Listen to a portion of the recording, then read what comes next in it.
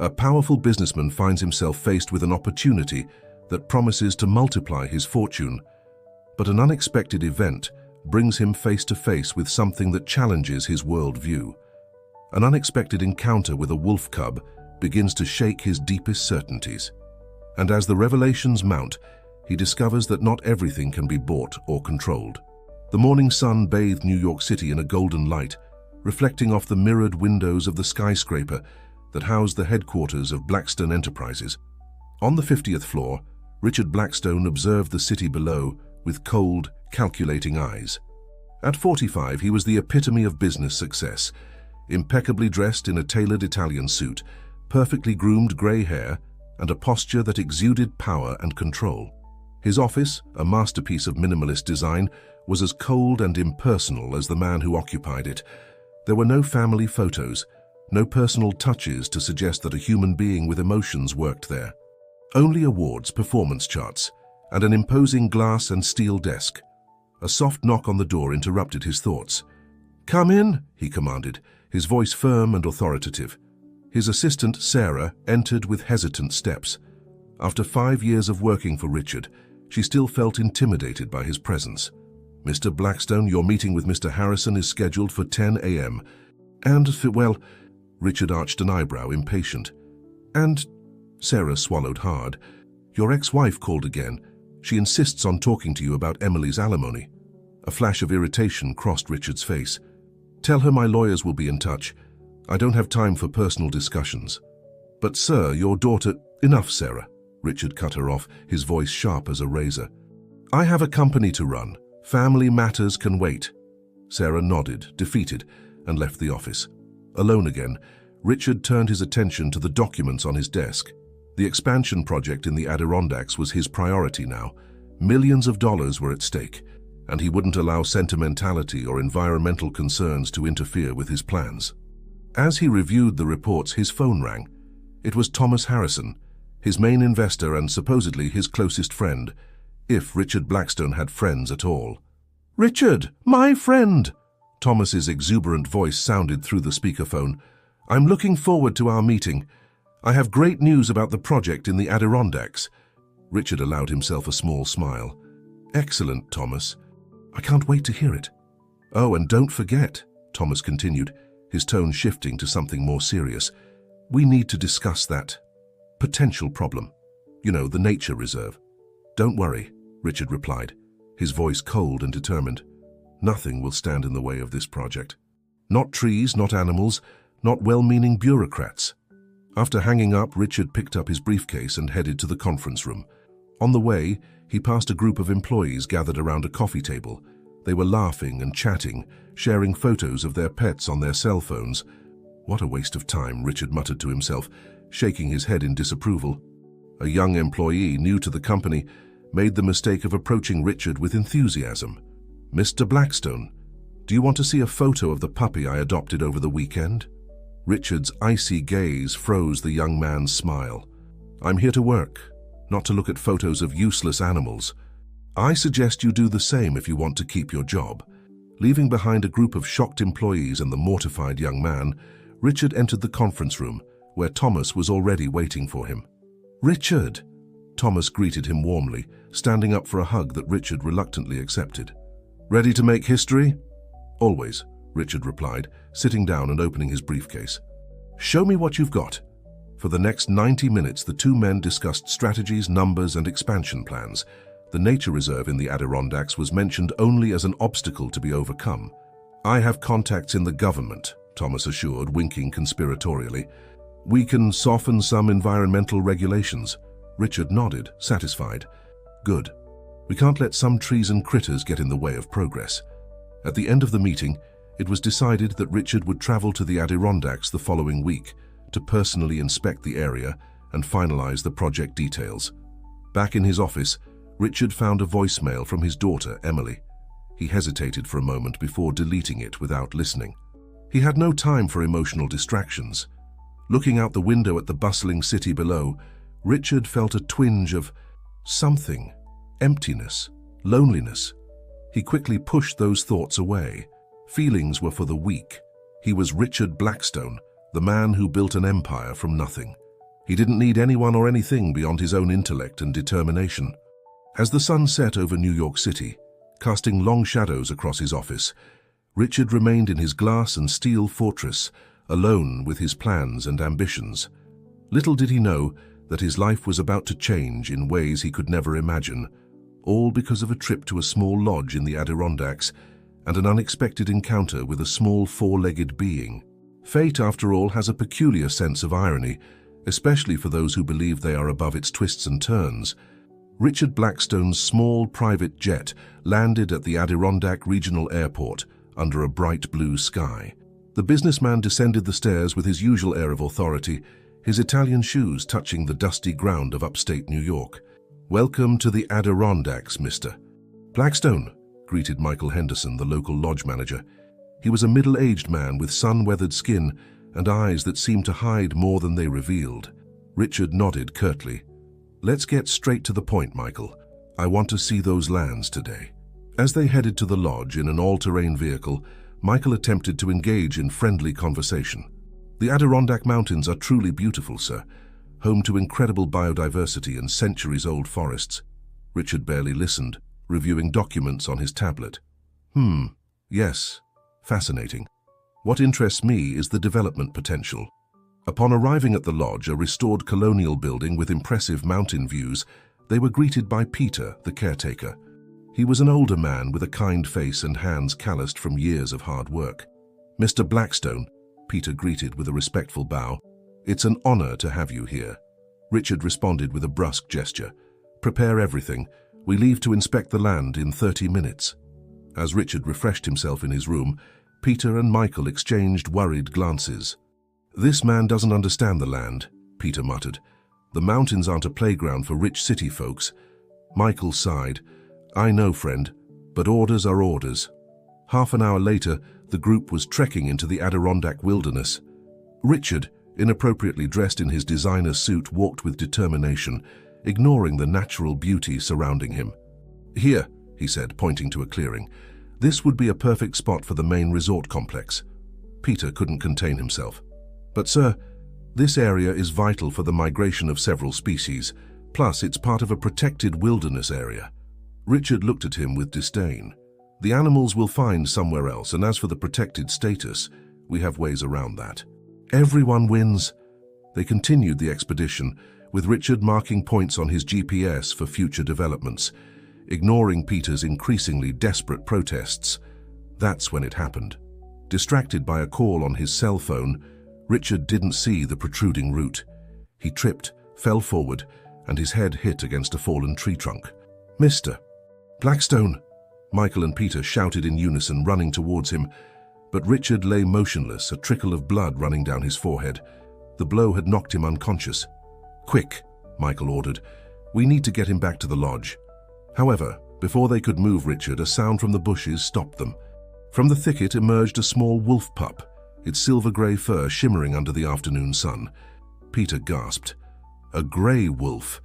I thought they were nearly extinct in this area." The pup cautiously approached Richard, ignoring the other men. Gently, it began to lick the wound on the businessman's forehead. "Incredible," whispered Michael. "It seems to want to help him." At that moment, Richard began to stir, his eyes slowly opening. The first thing he saw were the pup's amber eyes, looking at him with a mixture of curiosity and concern. What happened?" Richard muttered, trying to sit up. "You had an accident, sir," Peter explained. "This little one found you." Richard looked at the pup with a mixture of confusion and disgust. "Get it away from me. It could have rabies or worse." But when Peter tried to shoo the animal away, it growled softly and stuck closer to Richard. "Seems it's taken a liking to you, Mr. Blackstone," Peter said with a smile. Richard, still dazed, tried to stand up, but a dizzy spell made him stagger. To his surprise, the pup positioned itself by his side, offering unexpected support. "We should head back," Michael suggested, concerned. "You need to rest and maybe see a doctor." As the group made their way back, the pup followed closely, not straying from Richard's side. Despite his initial protests, the businessman found himself occasionally leaning on the small animal when dizziness threatened to make him fall. Back at the lodge, Richard was examined by the local doctor, who diagnosed a mild concussion and recommended rest. To Richard's frustration, this meant postponing the land inspection. That night, as he lay in bed, unable to sleep due to the headache, Richard heard a soft scratch at his bedroom door. Upon opening it, he found the wolf pup sitting patiently, looking at him with those amber eyes that seemed to penetrate his soul. "Go away," Richard muttered. "I don't have time for pets." But the pup didn't move. Instead, it silently entered the room and curled up at the foot of the bed. Richard sighed, too tired to argue. "Just for tonight," he warned, though he wasn't sure if he was talking to the wolf or to himself. As he sank into an uneasy sleep, Richard couldn't shake the feeling that something was changing within him. The blow to the head had done more than leave him dizzy. It had cracked open the armor he had built around his heart for years, and as the wolf pup watched over his sleep, the spirits of the Adirondack Mountains seemed to whisper in the night, announcing that the fate of Richard Blackstone and that of the land he planned to exploit were about to intertwine in ways neither could have imagined. Dawn in the Adirondack Mountains painted the sky in shades of pink and gold as Richard Blackstone awoke, disoriented and with a slight headache. As he tried to move, he felt a warm weight at his feet. The wolf pup was looking at him with expectant eyes. "You again," Richard muttered, his voice a mixture of irritation and something he couldn't identify. Curiosity, perhaps. A knock at the door interrupted his thoughts. It was Peter, the caretaker, with a breakfast tray. "Good morning, Mr. Blackstone. How are you feeling?" Richard slowly sat up. "Better. I need to check my emails and make some calls. The project can't be delayed because of a simple bump." Peter nodded, but his gaze drifted to the pup. "I see you have company. It's a miracle, you know. Grey wolves are extremely rare here now." "It's just a stray dog," Richard replied dryly. "Make sure it's gone today." Peter smiled sadly. "With all due respect, sir, wolves aren't pets. If it's here, it's because it has chosen to be." As Peter was leaving, Richard noticed a peculiar expression on his face, a mixture of nostalgia and pain. "Wait," Richard called, surprising himself. "Yesterday you mentioned something about wolves being sacred to the locals. What did you mean?" Peter paused at the door, his eyes shining with ancestral wisdom. "For the Native Americans of this region, the wolf is a spirit guardian. They say it appears to guide those who have lost their way." Richard scoffed skeptically, but couldn't help looking at the pup with renewed interest. After breakfast, against the doctor's advice and Michael's protests, Richard insisted on continuing with the land inspection. To his surprise, the pup followed him, staying close but not getting in the way. As they walked through the wilderness, Richard couldn't help but notice the wild beauty surrounding him. The song of exotic birds, the whisper of wind through ancient trees, the occasional flash of an animal slipping through the underbrush. For a moment, he wondered how all this would look turned into a resort complex. "Here," said Michael, pointing to a clearing. "This is the central point of the project." Richard nodded, taking out his tablet to take notes. It was then that the pup began to growl softly, its ears pricked in alert. "What's wrong with it?" Richard asked, more curious than annoyed. Peter crouched down, examining the ground. "Tracks," he murmured, "and they're not from wild animals." Richard moved closer, intrigued. "What do you mean?" "Poachers," Peter explained, his voice tense. "They've been prowling the area despite our efforts to keep them away."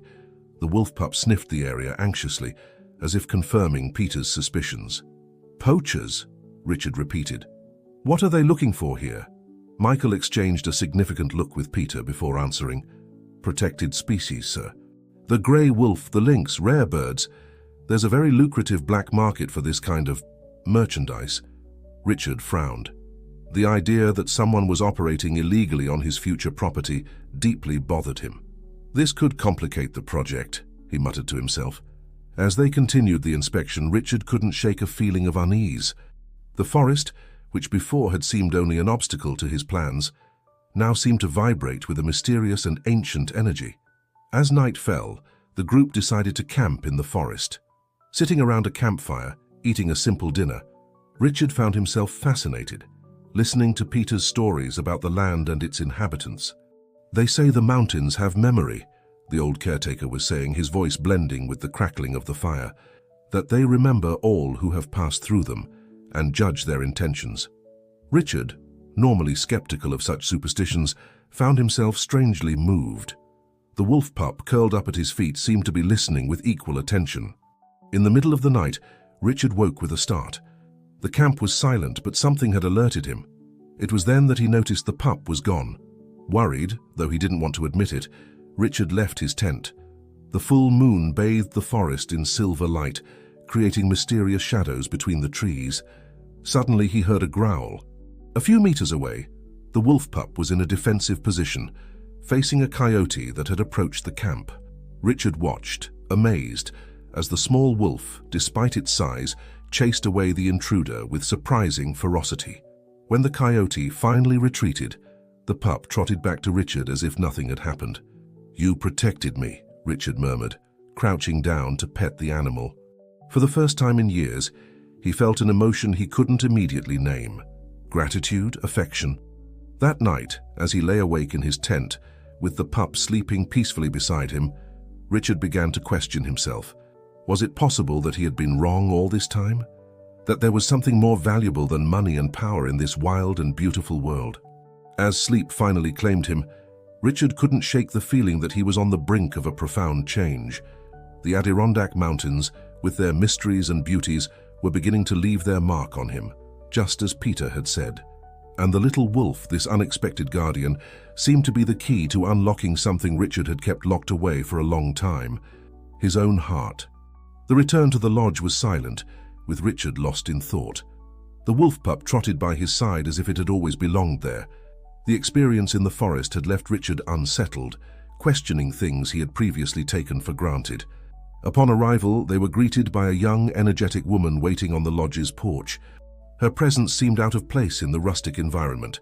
She wore jeans, hiking boots, and a flannel shirt, but her posture and the determination in her eyes spoke of an urban education and purpose. "Mr. Blackstone," she greeted, extending her hand. "I'm Dr. Amy Sullivan, environmental researcher. I've been trying to contact you." Richard frowned, reluctantly shaking her hand. "And what business does an environmental researcher have with me?" Amy smiled, but her eyes remained serious. "The future of the Adirondack Mountains, Mr. Blackstone. Your project threatens one of the most fragile and valuable ecosystems in the United States." Before Richard could respond, the wolf pup stepped forward, curiously sniffing Amy. To everyone's surprise, she knelt down and petted it naturally. "A grey wolf," she murmured, her eyes shining with excitement. "We thought they had disappeared from this area. This changes everything." Richard, uncomfortable with the pup's familiarity towards Amy, intervened brusquely. "Dr. Sullivan, I appreciate your concern, but my business is none of your concern. If you'll excuse me, I have work to do." He turned to enter the lodge, but Amy's next words stopped him in his tracks. "Do you know that this project could be illegal, Mr. Blackstone? The environmental protection laws are clear." Richard turned, his eyes narrowed. "I have the best lawyers in New York, Dr. Sullivan. I suggest you don't make unfounded accusations." Amy was unfazed. "They're not accusations, they're facts. And I have all the documentation to back it up. Could we talk in private?" Reluctant but intrigued, Richard nodded. "In my office in an hour." As Amy walked away, Richard noticed that Peter was watching them with an indecipherable expression. "Peter," Richard called. "A moment." The old caretaker approached, his face a mask of calm. "Yes, Mr. Blackstone? Yesterday you mentioned something about a dog you had. What happened?" The question seemed to take Peter by surprise. For a moment his mask cracked, revealing an old but still living pain. "It was many years ago," Peter began, his voice soft. "I was young, working on a ranch not unlike this lodge. Wolf, that was my dog's name, was my inseparable companion." Richard listened, fascinated despite himself. "One day some men from the city came with big development plans. They wanted to build a dam. They told us it would bring progress, jobs, but it also meant flooding a large part of the valley." Peter paused, his eyes lost in memory. "There were protests, of course. One night there was a confrontation. In the confusion, Wolf disappeared. I searched for days, but—" His voice broke. "I never found him. Shortly after, the construction began. The valley, the forests, everything went underwater." Richard felt an unexpected pang of empathy. "I'm sorry, Peter, I had no idea." Peter nodded, returning to the present. "The land remembers, Mr. Blackstone. And sometimes it gives us second chances." His gaze fell significantly on the wolf pup, which had curled up at Richard's feet. Before Richard could respond, His phone rang. It was Thomas Harrison. "Richard, my friend," Thomas's voice sounded tense. "We have a problem. It seems someone has leaked information about our plans to the media. They're talking about environmental violations, about corruption. We need to control this, and fast." Richard felt the ground move beneath his feet. Everything he had built, everything he had worked for, suddenly seemed to be in danger. "I understand, Thomas. I'll handle it." He hung up and looked at Peter, who was still there, watching him with a mixture of compassion and expectation. "The decisions we make today, Mr. Blackstone, shape tomorrow," the old caretaker said softly. "Sometimes true progress means taking a step back to see the whole path." With those enigmatic words, Peter walked away, leaving Richard alone with his thoughts and the wolf pup, which looked at him with eyes that seemed to understand much more than they should. As he prepared for his meeting with Amy, Richard realized he was at a crossroads. Peter's words, the story of Wolf, Amy's unexpected presence, and the threatening news from Thomas, it all swirled in his mind. For the first time in years, Richard Blackstone, the ruthless businessman, found himself truly unsure about what to do next. And as he absently stroked the pup, he wondered if perhaps, just maybe, there was something more important than money and power waiting to be discovered in the depths of the Adirondack Mountains. Richard's improvised office in the lodge was a study in contrasts. Rustic wooden furniture mixed with cutting-edge technology. Amy Sullivan sat across from him, her posture erect, reflecting determination.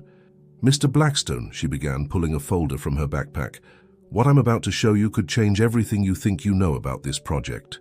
Richard leaned back in his chair, trying to maintain his facade of indifference. "Go ahead, Dr. Sullivan. Impress me." Amy spread several documents across the desk. "These are environmental impact studies, records of endangered species, and this." She pointed to a detailed map of the region. "Ancient Native American sites, unexplored archaeological areas. All of this would be lost if your project goes ahead." Richard examined the documents, his frown deepening. This can't be correct." "My teams conducted thorough studies." "Studies paid for by your company?" Amy asked, raising an eyebrow. "Don't you think there might be a conflict of interest?" Before Richard could respond, a soft bark interrupted. The wolf pup had silently entered the office and was now looking at both of them curiously. Amy smiled. "Looks like we have an interested listener." Richard surprisingly didn't shoo the animal away. Instead, he leaned down to pet it distractedly. "What do you propose then, Dr. Sullivan? That I abandon a multi-million-dollar project for some trees and animals?" "I propose that you reconsider," she replied firmly, "that you see the true value of this land, not just in monetary terms, but in its ecological and cultural importance." Richard was about to reply when his phone rang again. It was Michael, the manager. "Mr. Blackstone?" Michael's voice sounded agitated. "You need to see this." "In the barn." Intrigued and slightly alarmed, Richard stood up. "Excuse me for a moment, Doctor." "Sullivan?" "I'm coming with you," Amy said, her tone brooking no argument. Together, followed by the pup, they headed to the barn. Upon entering, Richard froze. In a corner, hidden behind some hay bales, was a small arsenal, hunting rifles, traps, and what appeared to be animal tranquilizers. "What is the meaning of this?" Richard demanded, turning to Michael. The manager paled. I don't know, sir. I found it a few minutes ago." Amy approached, examining the equipment. "This is poaching gear," she declared, her voice tense. "Someone is using your property as a base of operations." Richard felt the ground shift beneath his feet. "This is impossible. I would never authorize—" "Maybe not directly," Amy interrupted. "But are you sure you know all the businesses your company is involved in?" The question hit Richard like a punch. He remembered the evasive conversations with Thomas, the financial reports that never quite added up. At that moment, Peter entered the barn. Seeing the scene, his face darkened. "I knew something was wrong," he muttered. "I've seen strange movements at night, but I never thought—" Richard turned to him, a suspicion forming in his mind. "Peter, how long have these things been happening?" The old caretaker hesitated. "Months, maybe a year. But every time I tried to investigate, I was told to mind my own business." "Who told you that?" Richard pressed. Peter looked at Michael, who suddenly seemed very interested in his shoes. The realization hit Richard like an avalanche. His company, his legacy, everything he had built, Was it based on lies and crimes? The wolf pup, sensing the tension, approached Richard and rested its head against his leg, as if offering comfort. Amy broke the tense silence. "Mr. Blackstone, this goes beyond a simple development project. We're talking about wildlife crimes, possible corruption." Richard raised a hand, silencing her. His mind was working at full speed. Years of making tough decisions in the business world hadn't prepared him for this. "Michael," he finally said, his voice cold as ice, "I want all the records, all communications, everything. And don't even think about leaving the lodge." He turned to Amy. "Dr. Sullivan, it seems we have much more to discuss. Would you mind accompanying me back to my office?" As they left the barn, Richard paused for a moment, looking towards the mountains rising in the distance. The Adirondacks, which a few days ago had been nothing more than an obstacle to his plans, now seemed to be watching him, judging him. The wolf pup looked at him, its amber eyes full of wisdom that seemed out of place in such a young animal. At that moment, Richard Blackstone knew he was at a turning point. The decisions he would make in the coming hours would not only affect his future and that of his company, but the fate of this ancient land and the beings that inhabited it. With a deep sigh, he prepared to face truths he had been avoiding for far too long. The path to redemption, if it existed, would be long and difficult. But for the first time in years, Richard felt he was doing the right thing. Night had fallen over the lodge, but Richard's office was still lit. Papers and documents covered every available surface, silent witnesses to hours of frantic investigation. Richard, with his tie loosened and hair disheveled, scrutinized a computer screen with tired but determined eyes. Beside him, Amy reviewed financial reports while the wolf pup dozed at their feet. "It's worse than we thought," Richard murmured, rubbing his temples. "The web of corruption extends far beyond this lodge." Amy nodded gravely. "The records show transfers to offshore accounts, bribes to local officials, even links to international wildlife trafficking networks." Richard stood up abruptly, walking to the window. The full moon bathed the Adirondack Mountains in silver light, highlighting their wild beauty. "How could I have been so blind?" he wondered aloud. "Sometimes," Amy said softly, "we see only what we want to see." The silence that followed was interrupted by a knock on the door. It was Peter, his face a mask of concern. "Mr. Blackstone, you have a call. It's Mr. Harrison." Richard exchanged a look with Amy before taking the phone. "Thomas," he greeted, keeping his voice neutral. "Richard, my friend." Thomas's voice sounded tense, almost frantic. "What's going on up there? I've been receiving alarming reports. Tell me you're not throwing everything away for a few trees and animals." Richard took a deep breath. "Thomas, we need to talk. Things aren't what they seem. There are irregularities, illegal activities." "Nonsense," Thomas interrupted. "Business is business, Richard. There have always been grey areas. Don't tell me you've turned into a saint now. This goes beyond grey areas, Thomas. We're talking about serious crimes."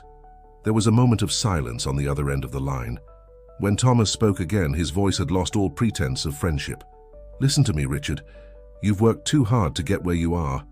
Don't throw it all away. Think about your reputation, your legacy. What will your daughter say when she sees her father in the headlines for the wrong reason?" The mention of Emily was like a punch to Richard's stomach. For a moment, he hesitated. Was he really willing to risk everything? It was then that he felt something warm against his leg. The wolf pup was looking at him, its eyes full of unwavering trust. In that instant, Richard knew what he had to do. "I'm sorry, Thomas," he said with a calmness he didn't feel. "But this is over. I'm going to do the right thing, no matter the consequences." "You're making a mistake, Blackstone," Thomas shouted. "You'll regret this. I'll sink you, do you hear me?" "I'll sink you." Richard hung up, feeling as if an enormous weight had been lifted from his shoulders. Amy approached, a mixture of admiration and concern on her face. "Are you sure about this, Mr. Blackstone? The repercussions will be enormous." Richard nodded, absently petting the pup. "For the first time in a long time, I'm completely sure about something." He turned to Peter, who had witnessed the entire scene in silence. "Peter, I need you to gather all the employees. We have a lot of work ahead of us." The next hours were a whirlwind of activity. Richard, with Amy's help, began to unravel the web of corruption that had enveloped his company. Calls to lawyers, preparation of documents for the authorities, plans to protect innocent employees. As they worked, Richard couldn't help but notice how Amy had become an indispensable ally. Her passion for conservation, combined with sharp intelligence, made her invaluable in this crisis. As dawn approached, Richard found himself on the lodge's porch contemplating the horizon. The wolf pup, faithful as ever, sat by his side. "You know," Richard said more to himself than to the animal, "all my life I've pursued success, power. I thought that would make me happy. But here I am, about to lose everything, and I've never felt more at peace. Maybe because you've finally found something worth fighting for," a voice said behind him. It was Amy, holding 2 cups of coffee. Richard accepted a cup gratefully. "Do you think we can save this place?" he asked, looking towards the majestic Adirondack Mountains. Amy smiled, a glint of determination in her eyes. "With your influence and resources, combined with our knowledge and passion, I think we can do much more than just save it. We can give it a future." As the sun began to peek over the mountains, bathing the landscape in golden and reddish hues, Richard felt a hope he hadn't experienced in years. The road ahead would be difficult, full of obstacles and challenges, but for the first time he felt he was on the right path. The wolf pup howled softly as if in agreement. And at that moment, surrounded by the wild beauty of the Adirondacks, with Amy by his side and the faithful pup at his feet, Richard Blackstone knew that, whatever happened, he was no longer alone in his fight. The following days were a whirlwind of activity at the lodge. Richard, with Amy by his side, worked tirelessly to unravel the web of corruption that had enveloped his company. The wolf pup, which Richard had begun to call Guardian, rarely left his side. One morning, as they were reviewing documents in the office, Peter entered with a worried expression. "Mr. Blackstone, there's trouble. A group of armed men has been spotted on the property borders. I think they're the poachers." Richard stood up immediately. "Have they threatened anyone?" "Not yet," Peter replied, "but the workers are scared, and there are rumors that they're looking for the wolf." Amy intervened. "They must have discovered we have evidence of their illegal activities. They're desperate." Richard looked at Guardian, who seemed to sense the tension in the room. "I won't allow anyone to harm the people or animals of this land." He took his phone and dialed a number. "Yes, this is Blackstone. I need you to send a security team to the lodge immediately and contact the local authorities." While waiting for reinforcements to arrive, Richard and Amy organized the workers, securing the lodge as best they could. The tension was palpable in the air, like the calm before a storm. That night, while patrolling the property boundaries, Richard and Amy found themselves alone for a moment, Guardian trotting silently beside them. "Amy," Richard began, his voice soft in the darkness, "I want to thank you. Without you, I'd still be blind to the truth." She looked at him, surprised by the vulnerability in his tone. "How you've made difficult decisions, Richard. That takes courage." "I've made so many mistakes," he confessed. "I've spent my life chasing success, no matter the cost. And now you're doing the right thing," Amy completed, placing a hand on his arm. "That's what matters." Their gazes met, and for a moment the world seemed to stand still. But before they could say anything more, a gunshot broke the silence of the night. "They're coming from the north!" a voice shouted. Richard and Amy ran towards the source of the sound, Guardian racing ahead with a low growl. Upon arrival, they saw a group of armed men trying to force their way into the lodge. "Blackstone!" one of them shouted, a burly man with a scar on his cheek. "So we know you have the evidence. Hand it over and maybe we'll let you live." Richard stepped forward, his voice firm despite the fear he felt. "No deal. This land and its creatures are under my protection now." The man spat on the ground. "You were always a foolish idealist. Thomas was right." The mention of Thomas was like a punch to Richard. "Thomas is behind this?" A cruel laugh was the response. "Oh, he's been behind everything from the beginning. Did you think you were really running the show?" Before Richard could respond, the sound of sirens was heard in the distance. Reinforcements were arriving. "This isn't over, Blackstone," the man shouted as he and his cronies retreated into the darkness of the forest. In the confusion that followed, with the arrival of the police and the security team, Richard realized that Guardian had disappeared. "Guardian!" he called, his voice tinged with worry. "Guardian!" Amy joined the search, and together they ventured into the forest, calling for the pup. The full moon lit their way, casting ghostly shadows between the trees. After what seemed like an eternity, they heard a faint howl, Following the sound, they found Guardian in a small clearing, but he wasn't alone. Next to him, injured and frightened, was another grey wolf, probably his mother. "Oh my God," Amy whispered, kneeling beside the animals. "She's hurt, probably from a poacher's trap." Richard took off his jacket and carefully wrapped the injured wolf. "We'll take her back. There must be a vet in town." As they carried the injured animal back to the lodge, with Guardian following closely, Richard felt a mix of emotions he had never experienced before. Fear, yes, but also a fierce determination to protect not just these wolves, but the entire Adirondack wilderness. Back at the lodge, while waiting for the vet to arrive, Richard looked at Amy, who was comforting Guardian. "This changes everything, doesn't it?" he asked, his voice barely a whisper.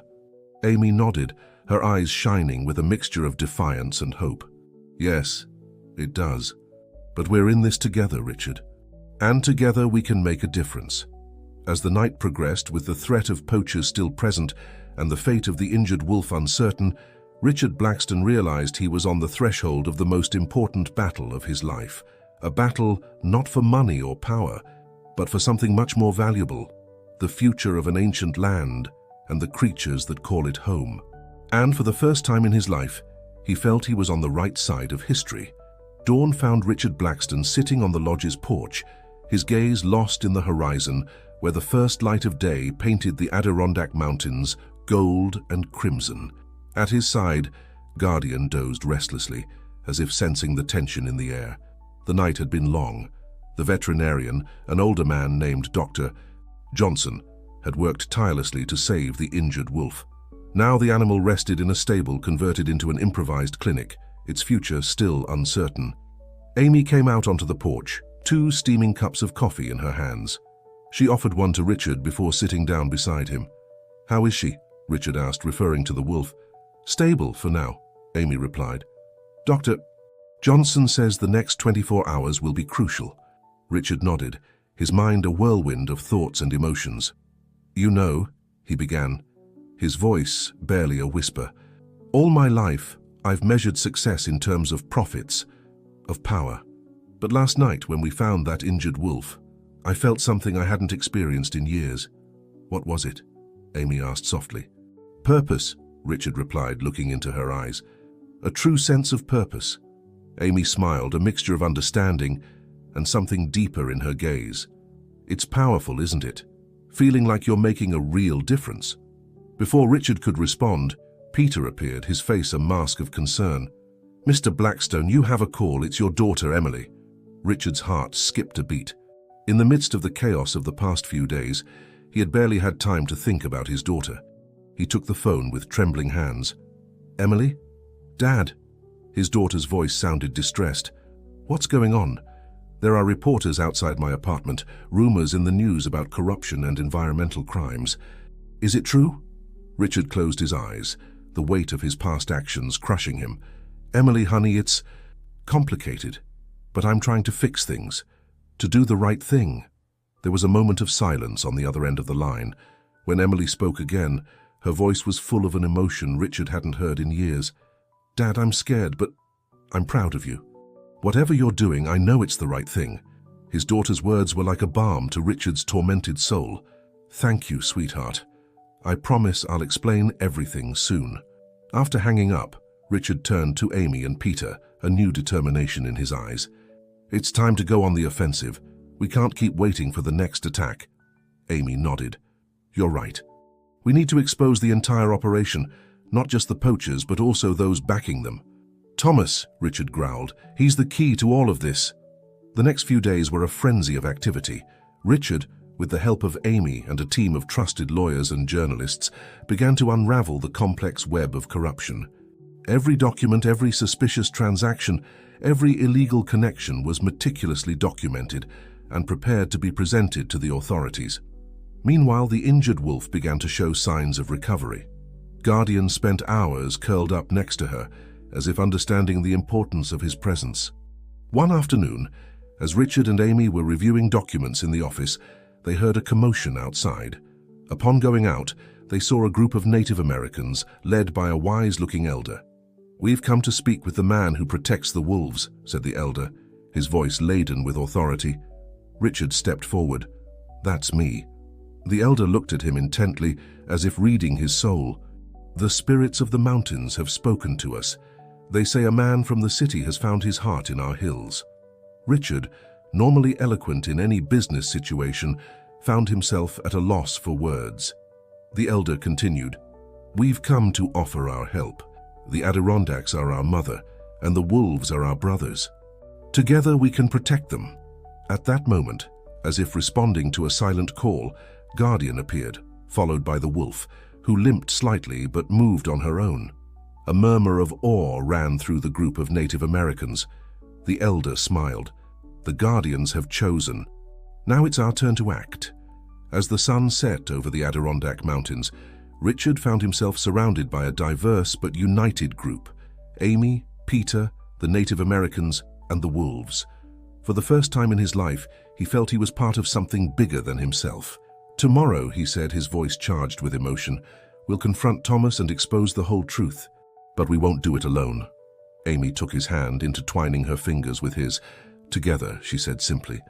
And as night fell over the mountains, bringing with it the promise of a decisive battle to come, Richard Blackstone knew that, regardless of the outcome, he had already gained something invaluable: a purpose, a connection with the land and its creatures, and perhaps something even more precious that was blossoming between him and Amy. A year had passed since the historic press conference that shook the business and environmental world of America. The Adirondack Mountains, bathed in the setting sun, seemed more alive than ever. Atop a hill, overlooking a lush valley, stood a modern structure in harmony with its surroundings: the new Adirondack Conservation and Research Center. Richard Blackstone, dressed in jeans and a flannel shirt, an outfit that would have been unthinkable for him a year ago, walked along the center's paths, Guardian trotting faithfully by his side. The pup, now a young and strong wolf, had grown as much as his owner had changed. "Richard," called a familiar voice. Amy was approaching, a tablet in hand and a radiant smile on her face. "The latest data is incredible. The gray wolf population has increased by 20% since we implemented the protection program." Richard smiled, taking Amy's hand and intertwining their fingers. "It's a good start, but there's still much to do." Together they walked to the center's observation deck. From there, they could see much of the nature reserve that now protected vast stretches of the Adirondacks. What was once going to be a destructive tourist complex had become a wildlife sanctuary and a model of sustainable development. "Sometimes," Richard said quietly, "I still can't believe how everything has changed."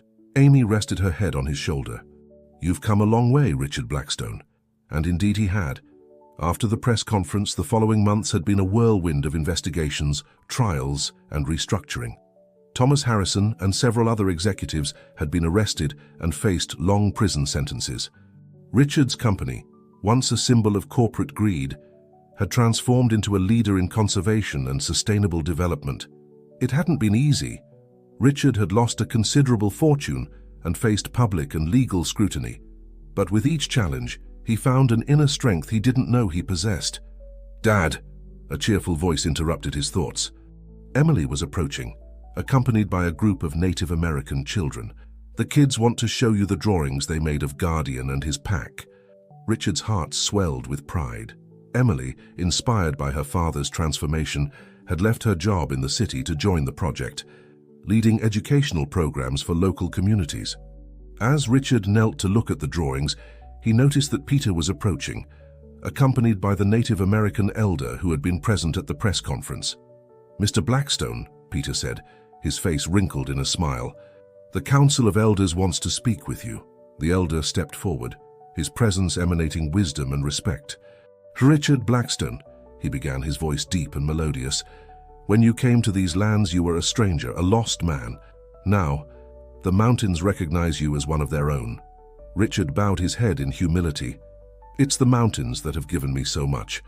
I'm just trying to give back a fraction of what I've received." The elder smiled. "The spirits are pleased. The land thrives, the animals flourish, and our people have hope. You have found your true path, Richard Blackstone." As the sun set, painting the sky in oranges and purples, the group gathered on the center's terrace. Employees, researchers, members of the Native American community, all united by a common purpose. Richard, with Amy by his side and Guardian at his feet, observed the diverse crowd. He saw Emily laughing with the children, Peter sharing stories with the elders, young biologists enthusiastically discussing their latest discoveries. At that moment, he felt a peace and fulfillment that no business success had ever provided. He had found his true purpose, his true home. "What are you thinking about?" Amy asked softly. Richard looked at her, his eyes shining with love and gratitude. That sometimes you need to lose everything to find what really matters. As night fell over the Adirondack Mountains, a solitary howl echoed in the distance. Guardian raised his head, his ears alert. Soon other howls joined in, a wild symphony that spoke of freedom, life, and hope. Richard Blackstone, once the ruthless business tycoon, now guardian and protector of the mountains, closed his eyes and listened. In those howls, he heard the heartbeat of the earth, a heart that now beat in unison with his own, and he knew, with unshakable certainty, that this was just the beginning of a new and wonderful adventure.